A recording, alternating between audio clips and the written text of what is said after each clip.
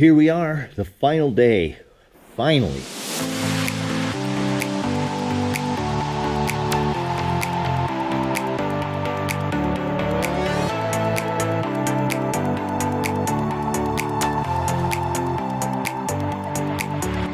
Hey everybody, TR back with you for the fourth and final episode of installing the rubber roof on my 40-foot Class A motorhome. And in this episode, we're installing the AC units, doing the lap sealant, using the Dicor lap sealant to seal up all of our seams and around the flanges of the roof equipment.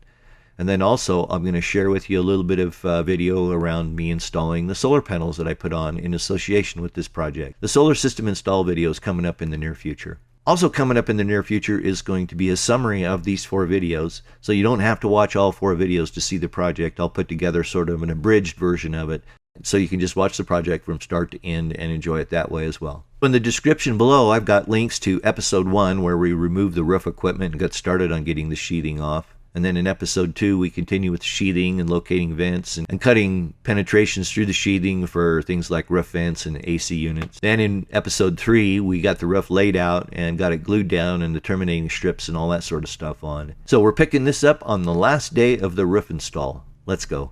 It's been 7 working days. I probably have, I'm guessing probably 40 or 50 hours into this project.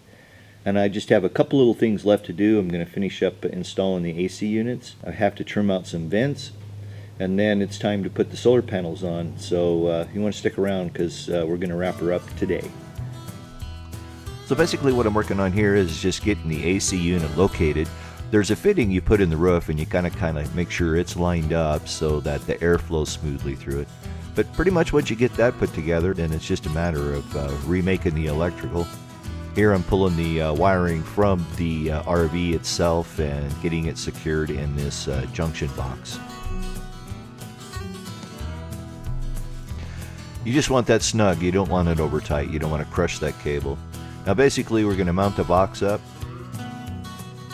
I'm putting it right in the same location that the factory did. Let's just clean up some wires here, and now I want you to listen for it. There's going to be a click here.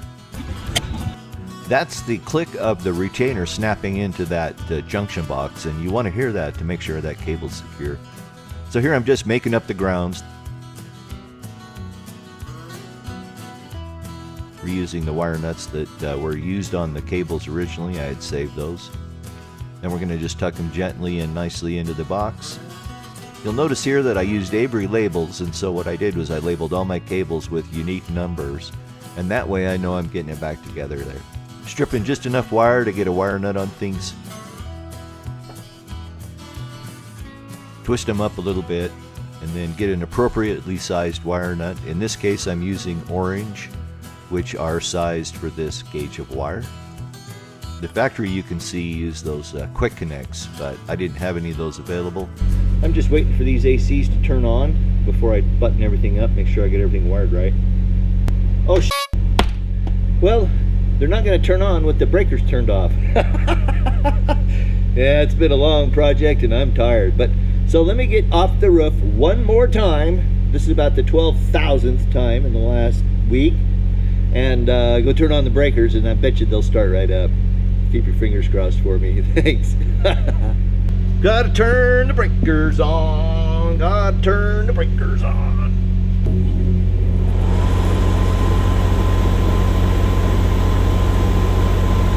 Well, we're almost done. Both the AC units fired right up.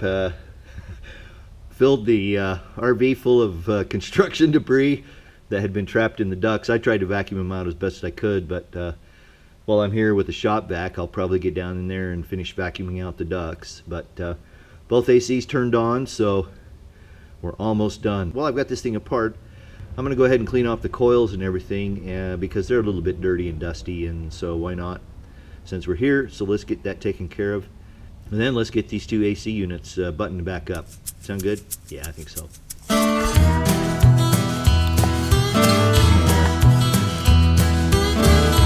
It's a pretty tight fit. I should put that cover on before I bolted it down. So I'm carefully vacuuming the coils off here on the front of the condenser for the AC unit. And now I'm putting it back together, just refitting the tin and the little bit of insulation that was on it. and then we'll get the main fiberglass cover back on and screwed back on, and then we're pretty much done with the AC unit. One down, one more to go. So basically what I'm doing here is just wiping off the inner skylight cover, and then I'm going to mount up this old skylight cover. I'm going to get a new one of these. It's one of those things that would have been nice to get fresh from the factory.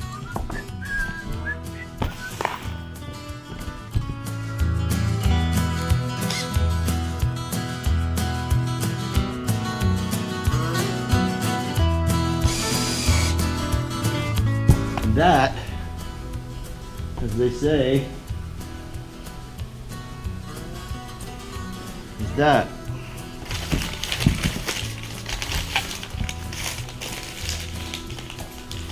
Well, if you made it through the entire week, good for you. It was tough, it was a hard job, but we're pretty much done. I have to go around and put the Dicor sealant on all of the terminating strips and then all of the flanges, but we're about there. So I'm sealing the seams here on this roof with this Dicor lap sealant, and I'll be honest with you, Dicor didn't send me enough of this. Fortunately, I have some extra tubes that I've been carrying around for a while to deal with leaks as they came up. Hopefully we won't have that problem anymore. I'm going to go ahead and seal this edge up before I put the solar panel on, just because it's going to be easier. So I'm just applying about a 3/8 inch bead of the Dicor sealant to both sides of the terminating strip, and then I'm also covering all the screw heads. So as far as project costs go, I had the rubber roof material. I bought 40 foot of that at about $11.49 a foot, so we'll just call that $460. The glue, the butyl tape, and sealer kit, which came with 2 gallons of the adhesive and 150 foot of the 3/4 inch butyl tape, 6 tubes of the Dicor lap sealant. That was $166. I bought 9 sheets of plywood sheathing, 3/8 inch thick. That was about $280. I used 1 bale of R13 insulation, replacing the insulation that had been contaminated by black mold, and then also the mouse urine. That was $44.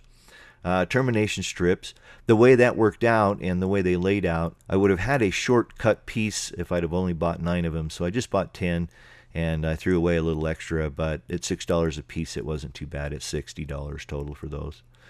I did have to buy additional butyl tape and sealant, so I bought 50 foot of tape and another 4 tubes of the Dicor lap sealant. That was $52.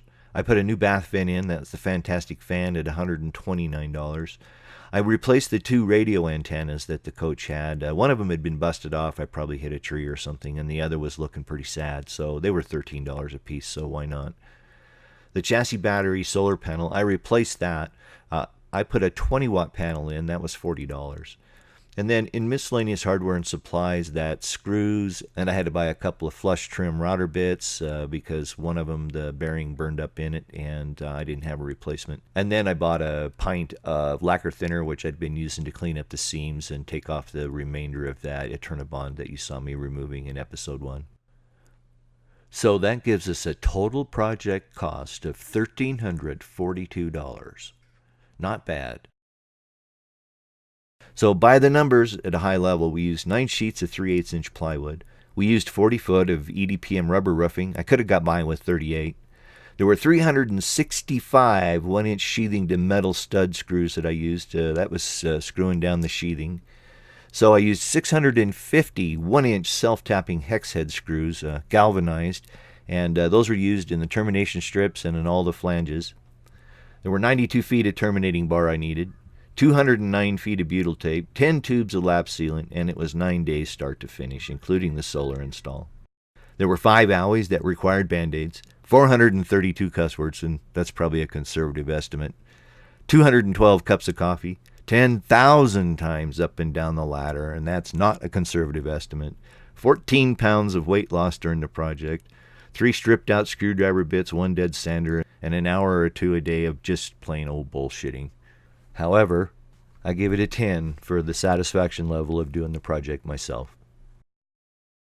So if you found value in this series of videos, I'd really appreciate that thumbs up. Don't hesitate to make comments or ask questions below. I really do love interacting with the audience, and so I'm happy to try to answer your questions or comments as soon as I can. Or if you just think I'm plain crazy for tackling a project this big by myself, Well, you're probably right. Don't forget to subscribe because I've got a lot of RV how-to videos still to come.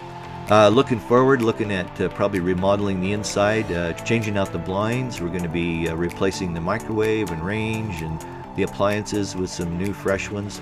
And I'll be doing videos on all of those in the future. And then don't forget to click that little bell button next to the subscribe button, and that'll remind you that I've got a new video out. Well, it's time to go. I know it was a long slog to get here, wasn't it? Tell me about it. But we did it. It's done. The project it's worked out great. We've lived through 4 inches of rain since then. And yeah, okay, so some of you folks that that live where 4 inches is commonplace in a day, that's over a period of a couple of weeks. But I've been up there, inspected a couple times, found no leaks. Looks like everything's in great shape. Thanks a lot for watching. I do appreciate it. Until we get together again, peace.